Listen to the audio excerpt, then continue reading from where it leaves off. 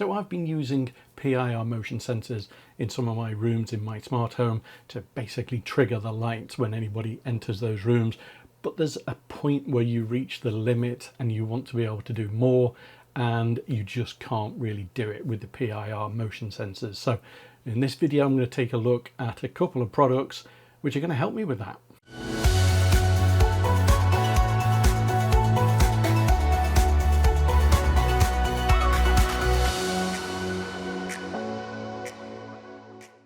Hey everyone, and welcome to a new video on Bite of Geek. So yes, in this video I'm going to be taking a look at a couple of products which hopefully are going to kind of help me move my smart home up to the next level in terms of the smart interaction around the house.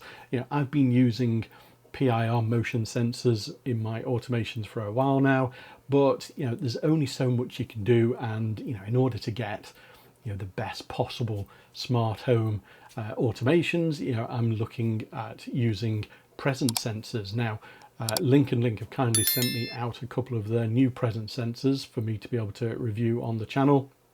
They've not paid for this video or anything like that, and I'm kind of like put these through the paces and see how easy they are to actually set up, and I'll go through some of that in the video for you today, so you'll get my honest opinion about these. I appreciate there's a number of presence sensor devices available on the market now, so these are going to have something a bit different in order to compete with those.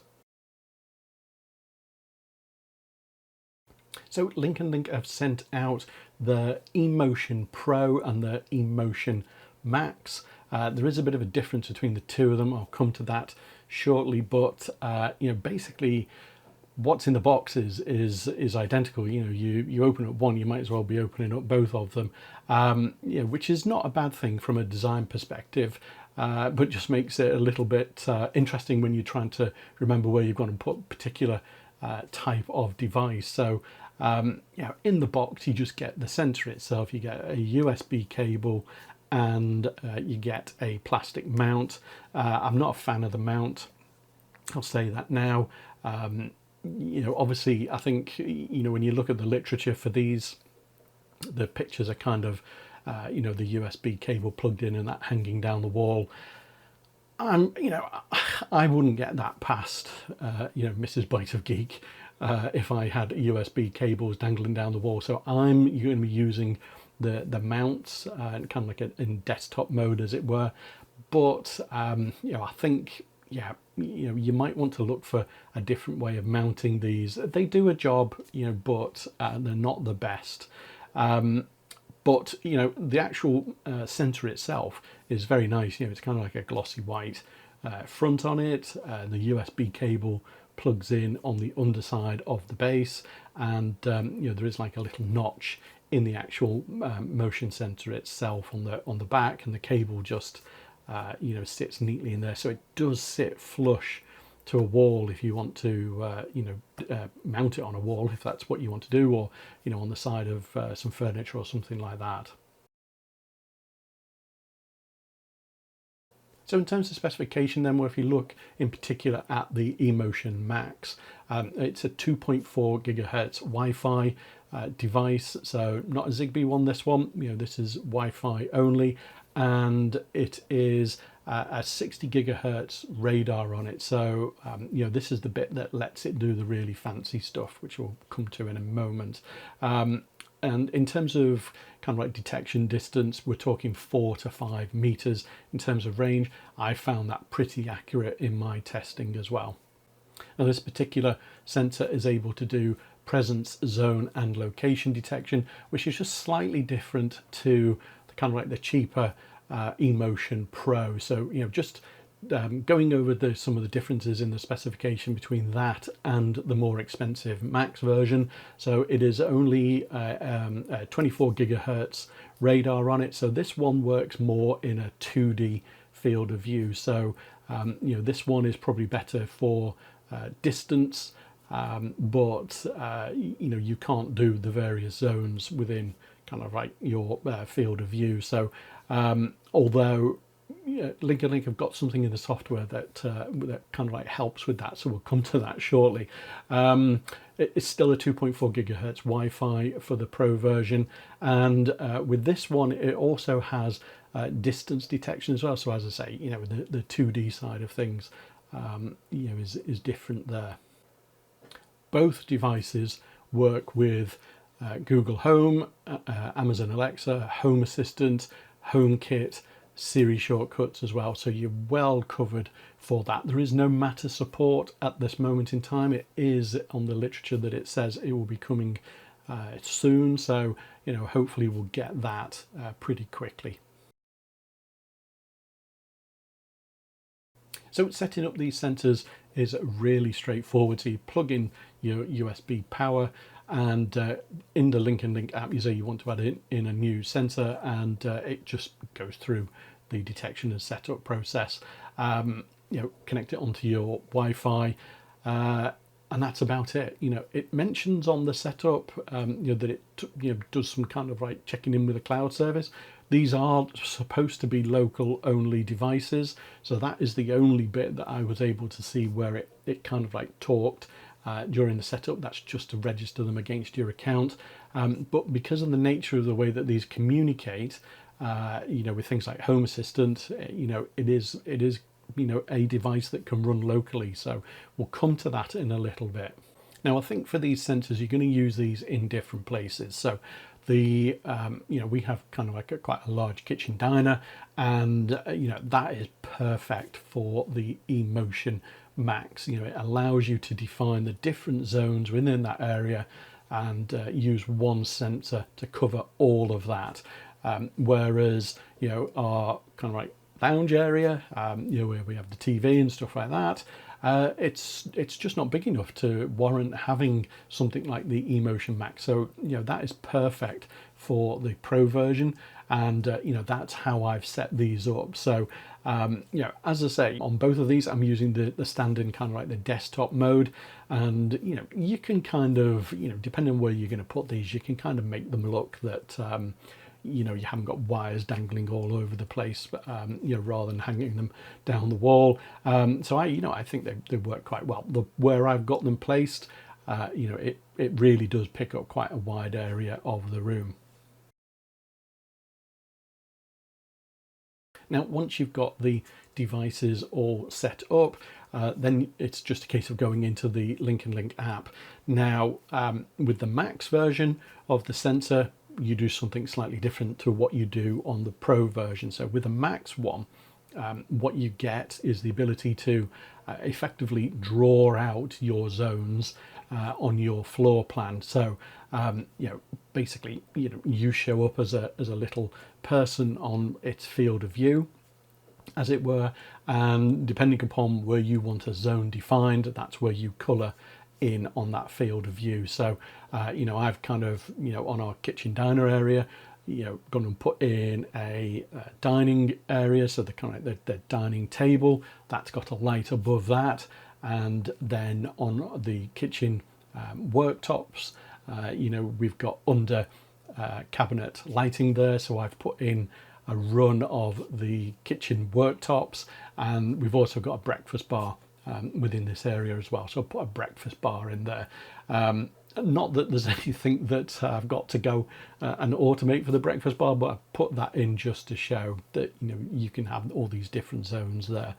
Now with the Pro version, it is a little bit different, as I say. So on the Pro version you see kind of like a 2D view, so it's more of you see a distance configured rather than your entire space.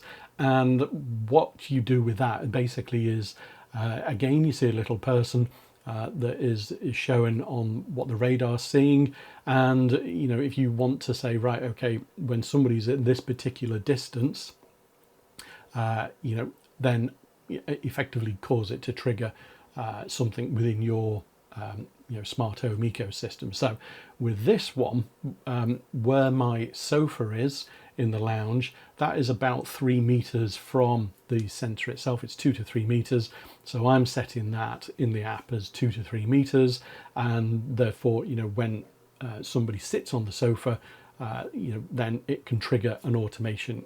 In this case, it's going to trigger an automation in Home Assistant. So there are a number of different options within the LinknLink app, slightly different depending upon whether you're using the Pro or the Max version. And you can do things like, on the Max one, you can determine if something that it's detected is of a certain height, so it might be useful for pets, which I know is a big problem with PIRs being set off. If you've got like a cat or a large dog, they can quite easily go and set off a trigger within the sensor. So you could configure that to help with that situation. You've also got things like settings to deal with kind of like the ghosting that you sometimes get with some of these present sensors. It kind of thinks that people are there when they're not really there. You get counts of number of people within the room as well. So you can use all of those kinds of things within your automations. Now I'm using these sensors with Home Assistant, and setup was really straightforward. I was expecting to install some kind of integration and mess around with various things like that. It's really simple. You just use your MQTT broker, which I've already got set up because I'm using Zigbee devices. If you haven't got it set up, probably a bit beyond this video. Let me know in the comments if you want to see something about setting that up. I'll see what I can do. But basically, you just put in the IP address and your username and password for your MQTT broker, and away you go. It shows up as a device off the back of the broker, and you get all the various settings that are exposed from the sensor. So I've set up my zones for the eMotion Max, and what I've done is I've set up a couple of automations so that when I enter the zone for the dining table, then it's going to turn on the light above the dining table, and when I leave, then after a few seconds it's going to turn that off. And then one which I really like, which I can see an awful lot of people would want something like this if they've got under cabinet lighting, is that when I actually get to the counter, actually at that point where I'm at the counter, then it will also turn on the under cabinet lights, and when I come away from that, it will turn those off quite quickly as well. So really simple to set up, but the lights stay on as it should do when there's a presence sensor being used, and that's really what you're looking for with these kinds of sensors. So just to demonstrate these automations, so I've got going in, sitting down at the dining table, and the light turns on above me, and then when I walk away from that, after a few seconds, it then turns off. And likewise for the kitchen cabinet one, when I approach the counter, worktop counter, then the under cabinet lights come on and go off. Again, when I walk away from that, go off pretty quickly as well. So really simple and effective automations, and just using that one device to be able to enable those to happen. So in terms of the eMotion Pro, so as I say, this is a different type of presence sensor. This is as I say, the 2D version of it. So this is more looking for somebody at a certain point in distance. So set up in my lounge, and basically what I've got is the sofa is at a certain distance. I think it's kind of between 2 and 3 meters from the presence sensor. So when somebody sits down on the sofa, the television's going to turn on, and it'll go on to Sky in this instance, but really simple to do. And equally, when somebody leaves that area, you can turn off the TV as well. You could do that based upon the number of people in the room if you wanted to. If there was somebody else still in there, maybe they were sat somewhere else in the room, you could leave the TV on. Or maybe if it detected more than 1 or 2 people in the room, you may want to not turn the TV on at all. So you might be thinking, okay, what is so special about these presence sensors? They seem to be doing exactly the same thing as kind of like the Aqara FP2s and various other presence sensors on the market. Well, the special thing about these is they are half the price. So if you've been holding out on presence sensors, because they have been so expensive, and let's face it, they are quite expensive for what they actually do. Well, this may well be the chance for you to go and upgrade your smart home with this kind of functionality, at half the cost. So as we've seen, there's two different types of presence sensors. So the Pro version obviously is the cheaper one, and that is about $37, £28. And the Max version, which obviously has the zone kind of setup and stuff like that, that is $55, give or take a couple of cents, and that's about 40 odd pounds. So there's a bit of a step up between the two of them. A lot more functionality in the Max version than there is in the Pro version. I don't really have anything bad to say about the actual sensors themselves. I do have a couple of things that were kind of like niggles in this. So obviously I mentioned right at the top of the video the mounts. I just think they need to be slightly better mounts. I appreciate there's a cost involved there, but they're not brilliant. The other thing is I think the LinknLink app is a little bit glitchy in its display properties. So on the kind of like the front screen where all your devices are shown, it will sometimes say that there is somebody detected when there isn't, because when you go into the actual details of the sensor itself, then it doesn't say that somebody's detected there.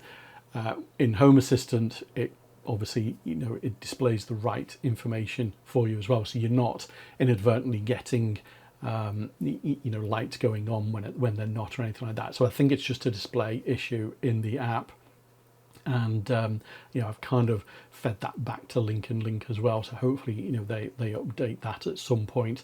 But overall, I am super impressed with these for the price.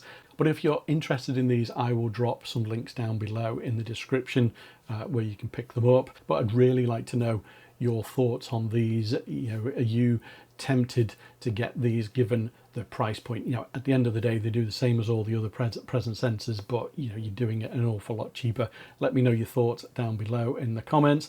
If you've enjoyed this video, then don't forget to hit the like button and subscribe to the channel for more content like this. But as always, thanks for watching, and I will see you in the next video.